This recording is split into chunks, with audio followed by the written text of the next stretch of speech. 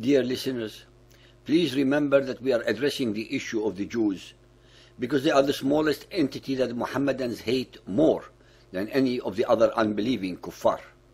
All Christians, Hindus, Buddhists, animists, etc. 80% of humanity are also on the receiving end of their hatred. We repeat the question once more. Since the above are facts, why do the followers of Muhammad, almost all of 1,400 million or more, the absolute majority of whom have never met a Jew in their life, hate Jews so extremely?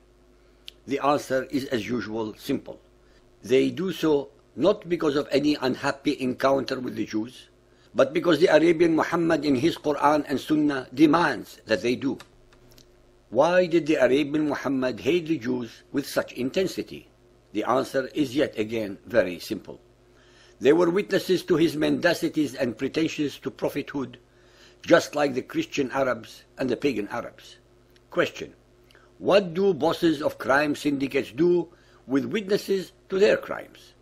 Answer: they have them assassinated or forever silenced. The Arabian Muhammad did just that 1400 years ago with the pagan Arabs, Judaized Arabs, and Christian Arabs. His cloned Arabized followers are doing the same 1400 years later.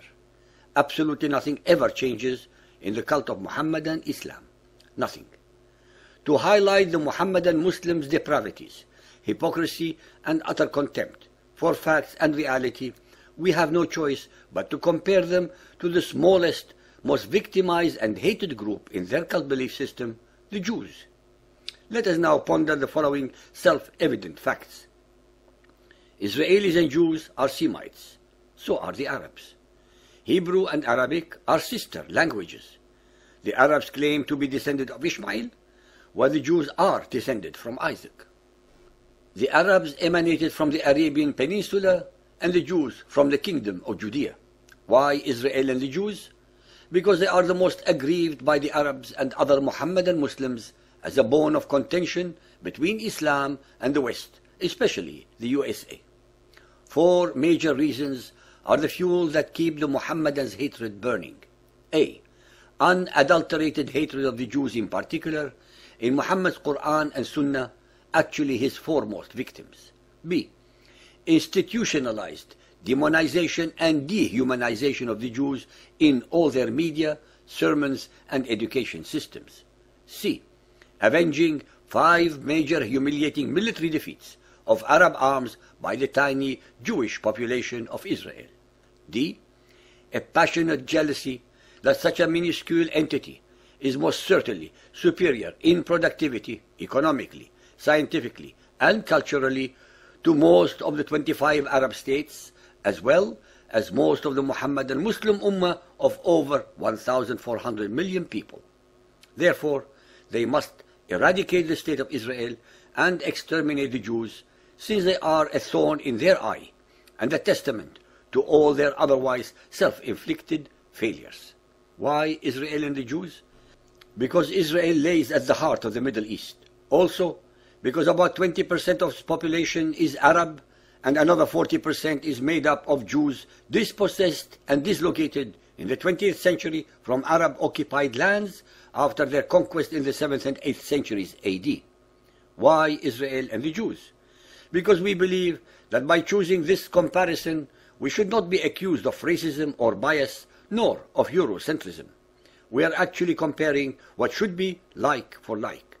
Nonetheless, we are certain, based entirely upon our bitter experiences, that we shall be charged with being racist or pro-Israel or Zionist imperialist agents by the same Arabized and cloned followers of Muhammad, whose Quran and Hadiths are replete with hundreds upon hundreds of uncompromising hate-mongering, warmongering, and racist verses against all others, as well as against 50% of so-called believers, their womenfolk.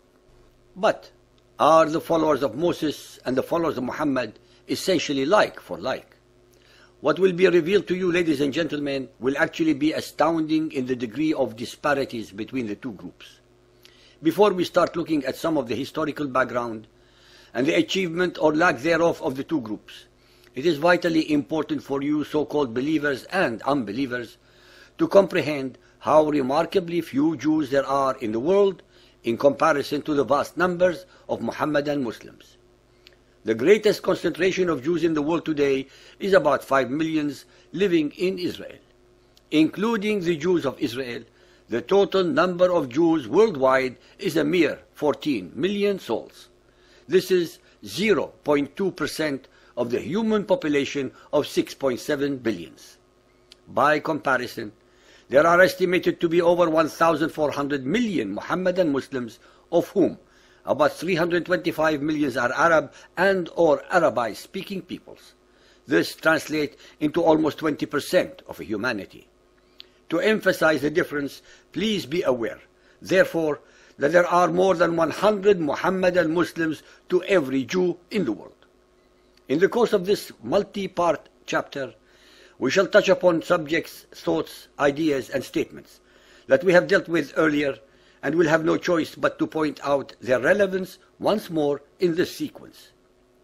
I would like to digress momentarily, but with relevance to the issues being discussed, by addressing some comments made by several of our listeners regarding the tone of my voice.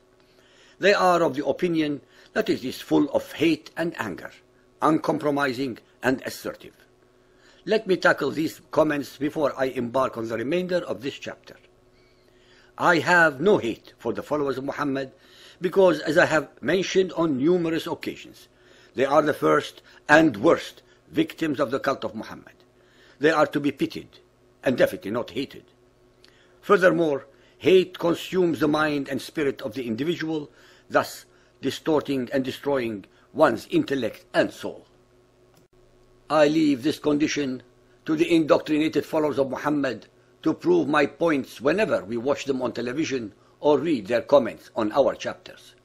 Now let me address the anger and uncompromising parts by asking you, dear listeners, should not my voice be full of anger, uncompromising and assertive?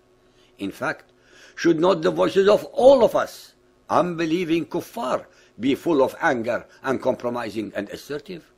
After all, why should the followers of Muhammad only be allowed and are able to express their emotions with unbridled hate and fury against all of us in public, in our face, all over our democracies? Are we kuffar so unfeeling or so stupid that we cannot or should not demonstrate our rage and revulsion at what the followers of Muhammad are attempting to do to us, to our children, to our families, and to our countries? Should we not be furious at a small group of people, 20% of humanity, whose publicly and clearly repeated and declared intentions are to overthrow and or overturn our democracies, our beliefs, our institutions, and our freedoms? Oh yes, I am incensed. In fact, I am livid that people who begged, I repeat the word begged, to come to our shores, and we have given them harbor and protection, are at the same time biting the very hands that are feeding them, educating them, housing them, and freeing them from fear and subjugation. Should we not all be infuriated? I leave the answers to these questions to your forthcoming comments. Let us now together explore the truth, if any, of their claims and allegations regarding their victimhood. Ladies and gentlemen, so-called believers and unbelievers, first and foremost, I would like to pose two questions that have rarely, if ever, been asked bluntly in public, because they are not only simple and pregnant with meaning, and hence easily escape the attention of the media and academia, but are also totally politically incorrect. 1. How many Westerners or unbelieving kuffar have sought refuge among the Muhammadan Muslim states in the last 30 years? 2. How many believing Muhammadan Muslims, Arabs and other nationalities, have sought refuge and safety amongst us, the unbelieving kuffar, in the last 30 years? These are two very elementary questions, the answers to which will fully reveal Muhammadan Islam's threat to our freedoms and our very existence.